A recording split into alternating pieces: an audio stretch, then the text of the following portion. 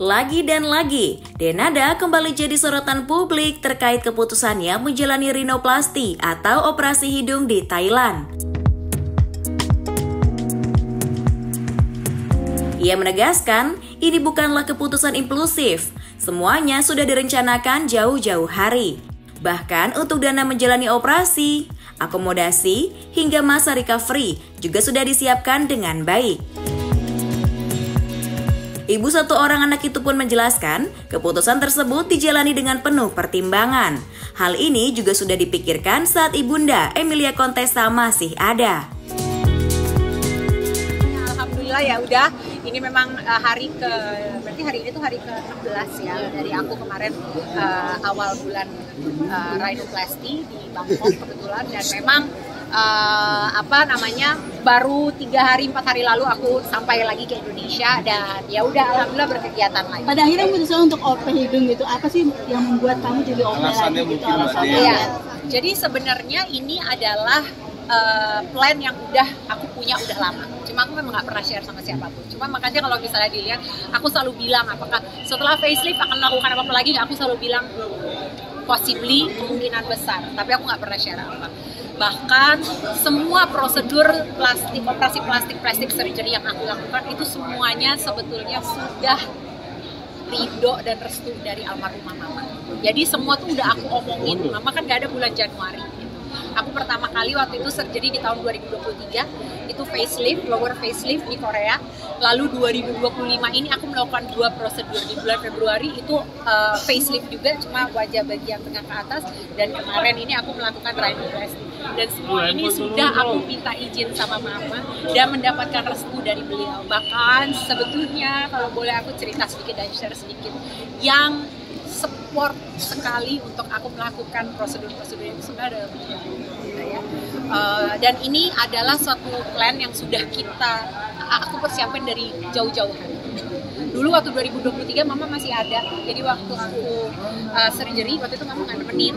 Cuma mama lah yang waktu itu doain pada saat aku lagi di ruang operasi juga. Beliau tuh yang nggak berhenti zikir, dia berdoa, ngaji, sholat, dan segala macam untuk kelancaran semuanya gitu. Dan tahun ini karena memang sudah aku planning dari bertahun-tahun sebelumnya. Kenapa sampai segitu lamanya? Karena pertama biayanya biayanya besar banget. Ratusan juta. Ya. Berapa Mbak? Jadi kalau yang untuk rhinoplasty sendiri kemarin aku melakukan di Bangkok ya, di Thailand, dengan dokter yang namanya ini udah terkenal banget untuk urusan rhinoplasty, memang terkenal, he is the best. Memang beliau yang terbaik, gitu ya, namanya Dr. Kosit. Nah, kita udah tahu, kalau udah nyebut namanya beliau, kita udah tahu bahwa ini pasti urusannya mahal. Dan memang betul, pada saat aku cek juga harganya itu 660.000 baht. Kalau misalnya dikurskan itu sekitar 300 juta rupiah, gitu. Jadi memang secara dananya juga butuhnya besar. Aku juga harus libur sekian lama, nggak kerja gitu, sehingga otomatis penghasilanku juga nggak ada selama sekian lama. Anakku juga aku mesti pikirin gimana pengaturannya. Jadi ini semua sudah aku persiapkan sejak lama. Tapi puas nggak dengan hasilnya? Dengan hasilnya, mohon doanya dari semua sebagai KPI. Next lagi Mbak yang mungkin tidak menutup kemungkinan. Memang belum merencanakan apapun dalam bentuknya, cuma tidak menutup kemungkinan. Mbak Deda menghadapi Oke, aku jawab. Terus menghadapi pro kontra dari netizen sendiri seperti apa? Ada sinus nggak ada. Aku tidak ada masalah dengan ini. Jadi seutuhnya 100% aku melakukan tindakan ini memang untuk kebutuhan estetik. Kenapa? Karena aku ini yang sebetulnya juga kenapa mungkin aku jelasin sedikit kenapa almarhumah mama itu dulu sangat amat supportif. Bahkan beliau dulu yang pertama kali bilang kamu harus benerin. Kamu harus menjaga. Kenapa? Karena beliau bilang, kamu masih bekerja di dunia entertainment. Dan ini masih menjadi sumber nafkah utama aku. Gitu. Jadi karena itu, untuk aku yang usia, aku ini 47 tahun loh, teman-teman. 47 tahun usia aku. Untuk aku bisa terus bertahan di dunia entertainment, di usia aku yang udah sekarang ini, itu bukan apa-apa. Dan banyak memang hal-hal yang harus aku lakukan. Korbankan mungkin ya. Tapi habis gimana? Sampai saat ini inilah yang masih aku lakukan. Gitu. Jadi ya anggaplah ini sebagai investasiku. Mudah-mudahan dengan cara begini aku masih bisa mempertahankan karirku, memperpanjang umur karirku. Gitu. Jadi kebutuhannya estetik. Pada saat aku ketemu sama Dr. Kosit, aku juga bilang sama beliau, Aku langsung bilang sama beliau gini, dok, saya ini mau operasi hidung buat bekerja, saya bilang. Jadi saya ini kepengen hidung saya bagus saat lihat di kamera. Jadi aku tunjukin sama dia tuh YouTube aku pada saat aku lagi diwawancara sama teman-teman tuh, itu kan ada tuh, aku kasih lihat. Sehingga beliau lihat, oh ternyata di kamera tuh wajahnya dia ada seperti ini. Sehingga yang perlu dibenerin ini supaya di kamera terlihat di layar TV terlihat lebih serasi. Sebenarnya itu. Jadi pertanyaannya apa? Pro kontra dari netizen. Pro kontra itu udah pasti, udah tahu bahwa itu memang akan terjadi, expected aku sudah tahu ya, tapi aku bisa bikin apa? Jadi keputusannya memang sudah keputusan aku sudah pertimbangkan masak-masak segala resikonya yang memang sudah aku pelajari juga, sampai pemilihan dokter pun sudah aku dengan hati-hati aku lakukan gitu. Jadi ya aku nggak akan bisa merubah semua netizen untuk jadi pro, ya nggak apa-apa, itu namanya memang ya sudah. Tapi terlihat lebih beda, lebih cantik dan berbeda seperti bukan DNA ada di wajahnya, itu seperti apa ketika mengaca gitu kan? Ya sejujurnya kalau aku sih alhamdulillah happy aja dengan hasilnya. Tapi yang lucu sebenarnya Aisyah. Sampai saat ini aku masih belum ketemu sama dia langsung. Dan aku itu video call sama Aisyah itu sehari bisa 3 kali, 4 kali video call. Dan sampai sekarang dia masih belum nyadar kalau aku habis rinoplasti. Dan aku belum ngomong sama dia. Gitu. Alasan kenapa aku nggak ngomong karena 2020 bulan Februari waktu aku facelift, aku bilang sama Aisyah, yang ibu mau facelift ya, doain ya, aku bilang gitu. Gara-gara aku bilang itu malamnya dia nggak bisa tidur. Besokannya dia nangis, dia telepon aku, dia bilang, ibu, aku nggak bisa tidur tadi malam. Kenapa? Aku bilang, karena aku takut. Karena kamu bilang kamu mau surgery. Dia ini kan anak yang punya pengalaman yang mungkin kurang enak ya sama rumah sakit ya. Dia berurusan dengan rumah sakit, dia ngelihat hal-hal yang mungkin menyakitkan buat dia di rumah sakit. Apalagi dia juga pernah menjalani namanya surgery. Sehingga itu menakutkan buat dia untuk tahu aku menjalani namanya surgery. Walaupun itu surgery-nya untuk surgery kecantikan. Sehingga kali ini aku nggak bilang sama dia. Jadi selama aku di Bangkok, aku video call-an sama dia. Selama itu hidung aku masih bengkak dan masih ada ini, aku nggak liatin kameranya ke aku. Tapi pernah sekali aku nggak tahan karena aku kangen banget sama dia, aku liatin terus dia kaget, terus dia ngomong gini, ibu, kamu surgery lagi, dia bilang gitu. Terus aku kaget, aku ketawa, terus aku cuma bilang gini sama dia, kenapa kamu pikir ini surgery? Kenapa kamu nggak mikir aku cuma pakai nose patch biasa? Terus dia diam. Oh iya juga ya, dia bilang gitu. Ya aku pikir udah biarin aja. Nanti kan bentar lagi nih aku mau pulang ke Singapura. Dia akan lihat sendiri nanti aku bentuk.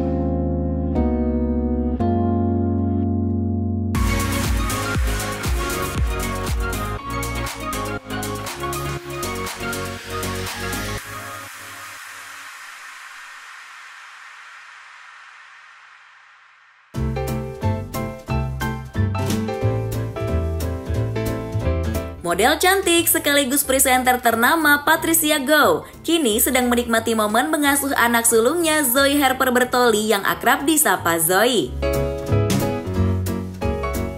Akhir-akhir ini ada yang menarik perhatian publik lantaran Zoe kerap mengenakan helm berwarna pink. Bukan tanpa alasan, helm tersebut adalah helm medis yang digunakan untuk merubah kepala peyang pada bayi. Tak tanggung-tanggung, Patricia harus merogoh kocek yang tak sedikit untuk helm medis tersebut.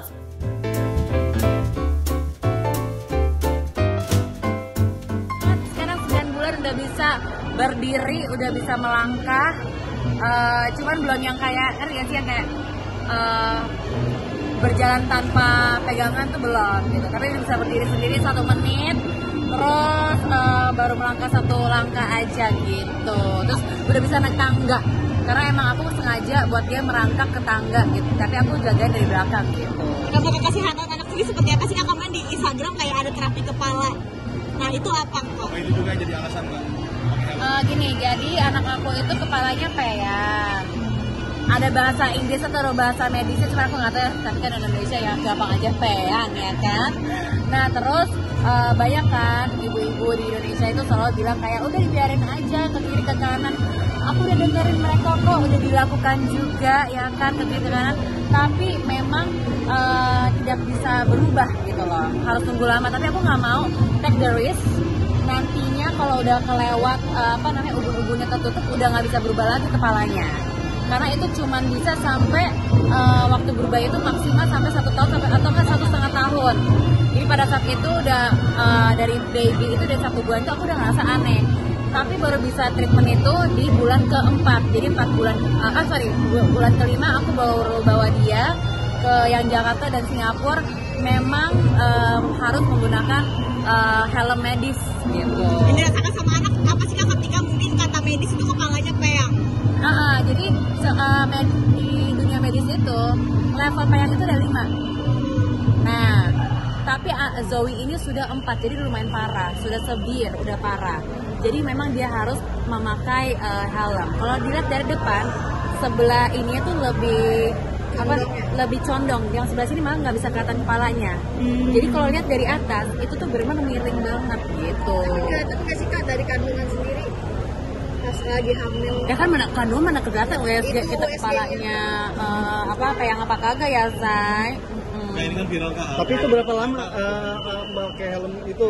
Pakai helm itu tergantung setiap kliennya, setiap customer berapa. Cuman kalau buat Zoe sendiri, karena dia mulai dari bulan kelima dan kondisinya lumayan parah di level keempat, dia itu harus sekitar 6-8 bulan. Cuman aku mau sengajain pakai lebih lama sampai mungkin ubun-ubunnya ketutup gitu. Dan setiap anak itu ubun-ubun ketutupnya itu berbeda-beda.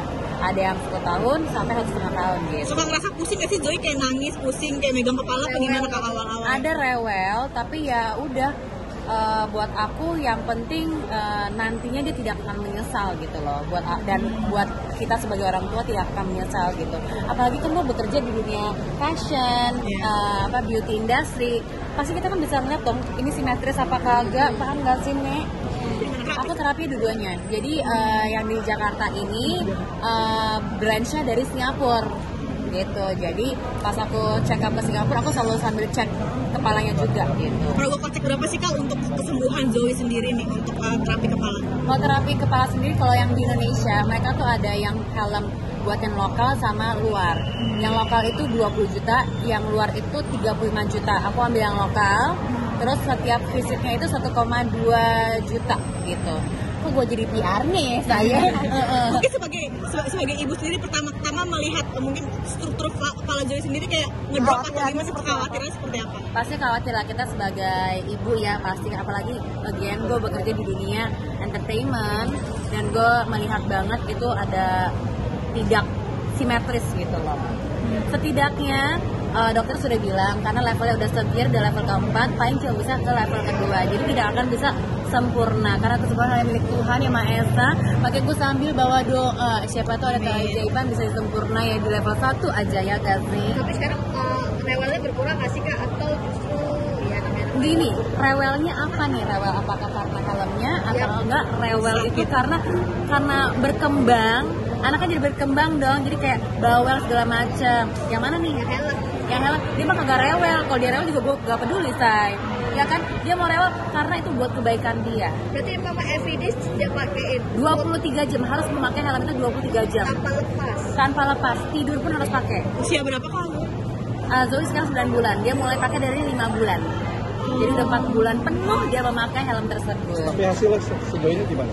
Sekarang udah level kedua, udah membaik sekali gitu.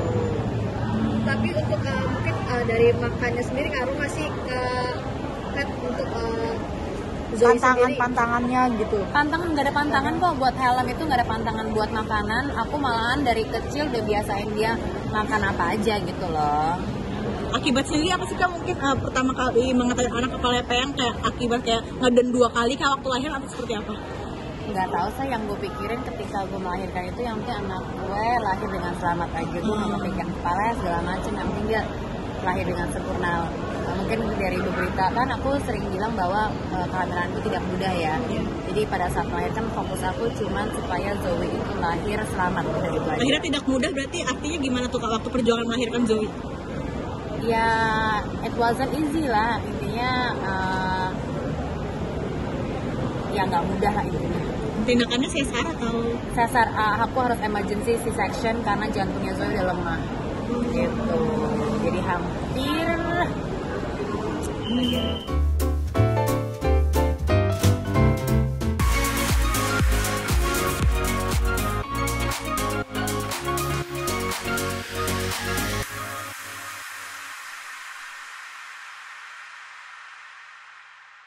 You don't have to try with me. Kabar gembira datang dari aktor Aliando Syarif yang kini mengaku sudah tak lagi jomblo. There's just something in your smile got me drunk. Bintang sinetron ganteng-ganteng serigala itu mengungkapkan sambil tersenyum bahwa dirinya sudah punya pacar. Kekasihnya yang berasal dari dunia yang sama itu bernama Richelle Skornicki. Aliando mengaku kesemsem dengan Richelle setelah sempat beradu akting dalam sebuah proyek film. Ia juga mengatakan sangat mendukung karir Richelle di industri film tanah air. Take you out for a night. 7 bulan. Sampai sekarang seperti apa yang mungkin untuk perjalanan? Itu di luar konteks ya? Boleh dong. Nggak ada. Update aja di supportnya dulu. Sampai datang ke sini. Supportnya yang pasti ini tantangan baru untuk Richelle dan pastinya ini opportunity terbaik untuk dia dilihat sama semua kaum industri di Indonesia. Bentuk kebucinan kamu nggak sih dengan datangnya support? Iya, ini bentuk kebucinan sekali. Seberapa bucinnya memang kamu terhadap pasanganmu sendiri? Halo? Tekan 1 Bentuk bucinannya, saya suka sama poster. Jadi dia cantik banget. Jadi gue mau. Persiapan kamu datang ke sini gimana nih mungkin untuk fashionnya sendiri nih? Karena ini bukan acara gue akan support dia untuk di sini. Gue ingin melihat hasil karya dari pasangan.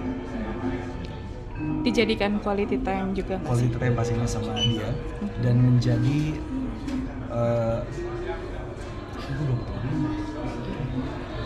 untuk menjadi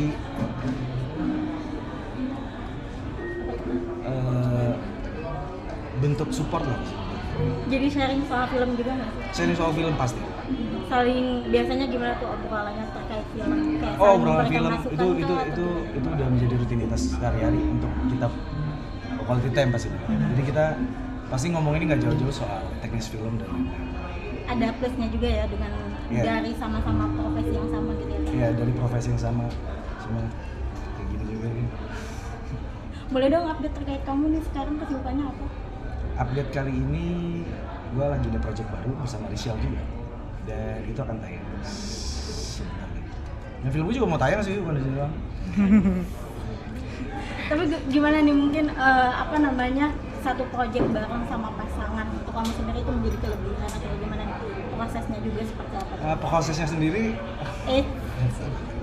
jadi prosesnya sendiri memang selama syuting kan kita di sini belum menjadi hasil Richelle di sini. Jadi ini akan bentuk menjadi hal yang natural untuk bisa ditonton, untuk bisa dinikmati. Atau dalam proses itu jadi momen pendekatan kalian, PDKT-nya kalian di proyek itu berdua atau seperti apa tuh? Kalau PDKT di proyek sebelumnya, cuma ini udah lebih dulu, jadinya di sini juga gue sama Richelle sering banget untuk ngomongin masalah gimana di sini. Nanti gue pastinya ada film lagi, Richelle juga ada film lagi dan kita evaluasi. Jadi pasti kita setelah tayang ini pasti kita ngobrolin soal masalah acting, film. Biasanya kalau misalnya couple kerja sama dalam bentuk pekerjaan profesional, ada nyampur-nyampur tuh, baper lah, apalah, apa segala macam. Lu gimana? Kalau gue pasti awal dekat sama Richelle bukan karena pekerjaan pastinya ya, tapi karena memang baper. Cuma kalau flirting pas lagi ngobrol gitu ya, pasti ada karena masing-masing ini penting banget untuk pasangan itu menunjukkan kelebihan masing-masing di diri mereka, tapi jangan diumpetin, lu keluarin karena pasti akan punya nuansa baru.